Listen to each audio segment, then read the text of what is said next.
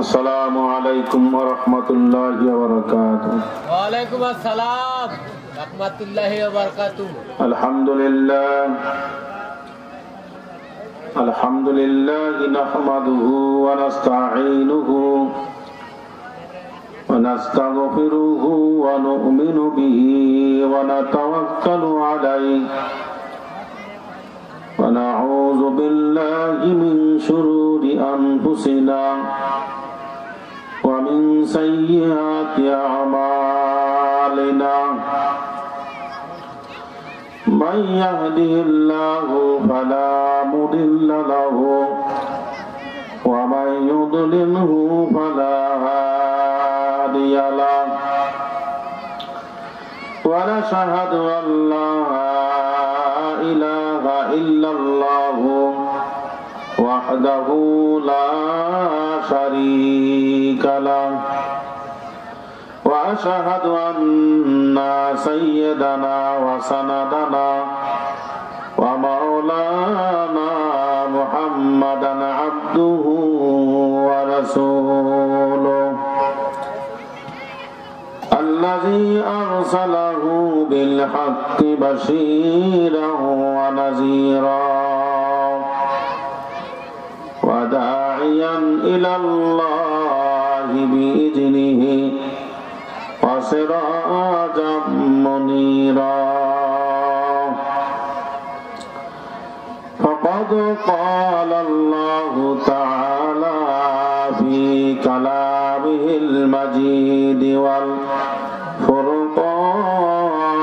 الحميد أعوذ بالله من الشيطان الرجيم بسم الله الرحمن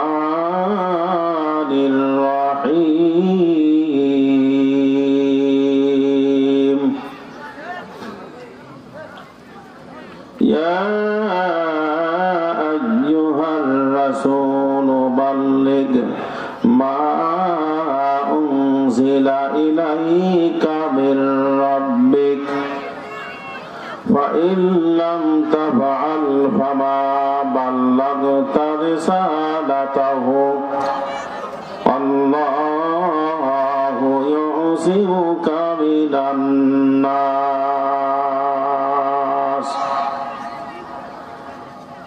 قال النبي صلى الله عليه وسلم ذاق طعام الإيمان من رضي بالله ربا وبالإسلام دينا وبمحمد رسولا. وقال تعالى في شان حبيبه آمرا ومخبرا إن الله ملائكته يصلون على النبي يا أيها الذين آمنوا صلوا عليه وسلموا تسليما. اللهم صل على مولانا محمد وعلى آل سيدنا مولانا محمد. اللهم صل على سيدنا مولانا محمد وعلى آل سيدنا مولانا محمد. مشرق حب محمد مطلع دیوان ما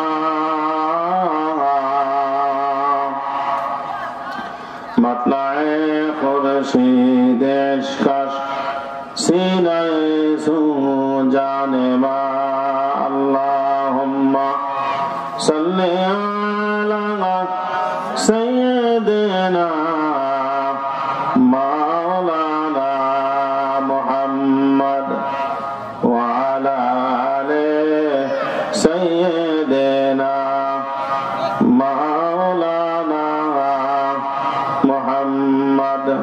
कएकबार जिकिर करी ला इलाहा इल्लल्लाह ला इलाहा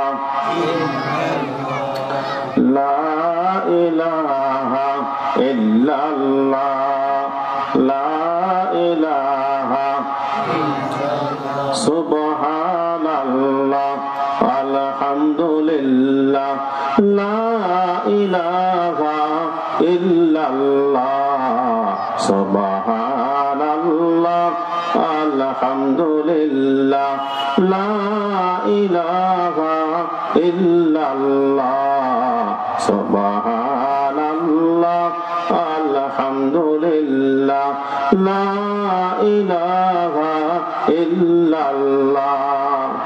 তুমি বাঁচাও তুমি মারো, তুমি বাঁচাও তুমি মারো, অবিরত ক্ষমা করো, তুমি বাঁচাও তুমি মারো, অবিরত ক্ষমা করো। ধরার যে জান তাকেই ধরো, ধরার যে জান তাকেই ধরো, তোমার মুঠোয় সবই আল্লাহ সুবহানাল্লাহ আলহামদুলিল্লাহ লা ইলাহা ইল্লাল্লাহ সুবহানাল্লাহ আলহামদুলিল্লাহ লা ইলাহা ইল্লাল্লাহ। তোমার রিজিক খেয়ে পড়ে অবাধ্য হয় কেমন করে, তোমার রিজিক খেয়ে পড়ে অবাধ্য হয় কেমন করে, খুঁজে না পাই কোনো ভাষা, খুঁজে না পাই কোনো ভাষা, শুকুর গুজার করার আল্লাহ সুবহানাল্লাহ আলহামদুলিল্লাহ লা ইলাহা ইল্লাল্লাহ সুবহানাল্লাহ আলহামদুলিল্লাহ লা ইলাহা ইল্লাল্লাহ সুবহানাল্লাহ লা ইলাহা ইল্লাল্লাহ মুহাম্মাদুর রাসূলুল্লাহ সাল্লাল্লাহু আলাইহি ওয়াসাল্লাম।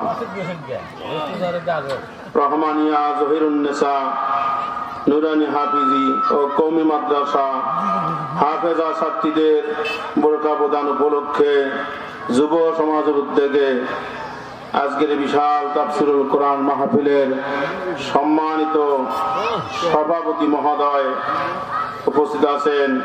আজকের মাহফিলের সম্মানিত সভাপতি আমার একান্ত শ্রদ্ধাভাজন হযরত মাওলানা মুসলিম উদ্দিন সরকার, সম্মানিত সুপার দক্ষিণ বলদিয়া হায়দারিয়া বালিকা দাখিল মাদ্রাসা।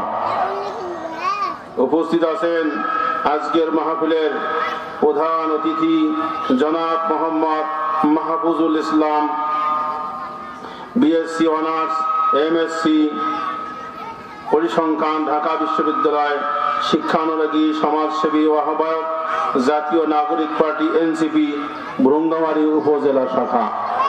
আর উপস্থিত আছেন আজকের মাহফিলের সম্মানিত প্রধান বক্তা হযরত মাওলানা মুফতি দেলোয়ার হোসেন তৌহিদি, ইমাম খতিব, মসজিদে কুবা, দিল্লি, ভারত। উপস্থিত আছেন মুরব্বিয়ান সমাজ, যুবক ভাইরা, পর্দার আড়ালে অবস্থানরতা আমার সম্মানিতা মা বোনেরা, সকলের প্রতি আমার সালাম। আসসালামু আলাইকুম ওয়া রাহমাতুল্লাহি ওয়া বারাকাতুহু। আল্লাহ পাকের দরবারে লাখো কোটি শুকরিয়া যে আল্লাহ পাক রব্বুল আলামিন আপনাকে, আমাকে, আমাদের সকলকে আজকের তাফসীরুল কোরআন মাহফিলে আসার বসার তৌফিক দান করলেন, হায়াতে জিন্দা রাখলেন, সুস্থ রাখলেন, এজন্য শুকরিয়া। সকলে বলে আলহামদুলিল্লাহ। আর একবার বলে আলহামদুলিল্লাহ। দরুদ ও সালাম সরকার দো আলম নূরে মুজাসসাম রহমাতুল লিল আলামিন মুহিব্বুল ফুকারা ওয়াল মাসাকিন, যিনি দুনিয়ার সমস্ত পথ ভোলা মানুষের মুক্তির দিশারি, সে আল্লাহর হাবিবের শানে দরুদ ও সালাম। সকলে বলি সাল্লাল্লাহু আলাইহি ওয়াসাল্লাম। সম্মানিত উপস্থিতি, আমি আপনাদের সামনে পবিত্র কোরআন কারীমের অসংখ্য আয়াতের মধ্য থেকে ছোট্ট একটা আয়াতে কারিমা এবং আল্লাহর হাবিবের অসংখ্য হাদিসের মাঝখান থেকে ছোট্ট একটা হাদিস আমি আপনাদের সামনে পেশ করেছি। এরপর অল্প কিছু সময় কথা বলতে বলতে হয়তো আমাদের কাঙ্ক্ষিত মেহমান মঞ্চে এসে পড়বেন। সেই পর্যন্ত আপনারা রাস্তায়, দোকানে, যে যেখানে আপনারা ঘোরাফেরা করছেন, মেহেরবানি করে অতি শিগগির আপনারা মাহফিলে এসে বসে পড়ুন। ভাইরা আমার, ছোট হোক বড় হোক, দ্বীনি মজলিস বেহেশতের বাগান। হাদিসের ভাষায় এটা হলো বেহেশতের বাগান, জান্নাতের একটা অংশ।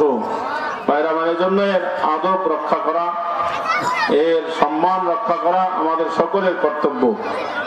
সম্মানিত ভাইরা, এজন্য আপনারা ঘোরাফেরা না করে মেহেরবানিকে এসে আপনারা মাহফিলে বসে পড়ুন। আর মা বোনেরা যে যেখানে আছেন, আপনারা ঘোরাফেরা না করে, বাজে গল্প গুজব না করে দিলের কান দিয়ে মাহফিল শুনবেন এবং এই অনুযায়ী আমল করার চেষ্টা করবেন।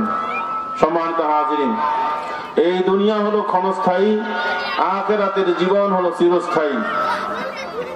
ঠিক না বেঠিক? জোরে বলেন। দুনিয়া কত ক্ষণস্থায়ী যে দুনিয়ার যে জীবনের নিঃশ্বাসের কোনো বিশ্বাস নাই।